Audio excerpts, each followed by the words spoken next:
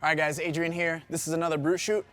Today we're again kind of addressing some coaching, and today we're taking a look at you having the ability to drop jewels on your athletes. One of the big things in CrossFit, and I would say it's more trendy than truly the basis for the community, but you can walk into a gym, you might want to look at the workout of the day, and what you're going to see is a lot of things, right? A lot of times we see an A that's maybe some pre-workout stuff, and then we see a B that's maybe strength stuff, and then we see a C that's like the conditioning, and then a D maybe with some skill work at the end, right?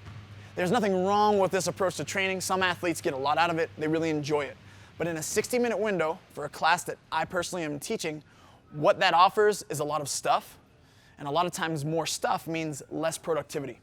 From the standpoint of a coach, what that means for me is that I'm acting more as a moderator instead of an instructor. So I'm doing less teaching and more damage control, if you will. So this Brute Shoot is really dialed in to help you guys understand the value of dropping jewels. And what I mean by that is that we're trying to basically establish a relationship or rapport with our athletes so that we're actually teaching them something. So if my athletes walk into the gym today and we're talking about deadlifts, I want to let them know how this is going to apply to their everyday life. I want them to know that the safety of their back and the safety of their ability to stabilize through their trunk is going to be very important in picking up odd objects, barbell, their children, like all these things. And this not only appears clearly on like a strength day, but any day. So any movement that you have, like even if it's just sprinting, right? The intricacies of the movement that takes place through the hip and the knee and the ankle.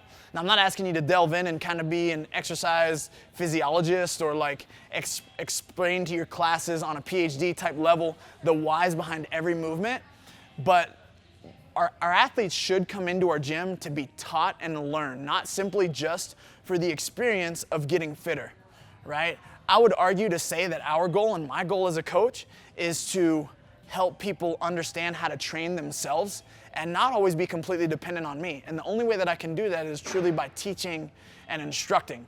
The value of some of the jewels that I'll come in with as a coach to my classes is also something that will continue to set me apart from my peers. So I want athletes to come into Wasatch CrossFit, or I want athletes to sign up for Brute Strength Training to be under my tutelage to set me apart from the other coaches, right? I want people to understand that the value that I offer and the perspective that I offer is different from a line of other coaches that may offer a very similar service. So the experience that you give to your athletes in regards to the whys behind the training, or maybe the small tidbits on things that are going to help them perform at a higher level are often taken back by just you having a long list or a laundry list of things for them to get through in a class type period. So if you're the programmer at your gym, consider this every day that you write up programming. Is there time for the coach to really share a little bit of themselves in the programming, and is it give them the opportunity to actually educate your athletes?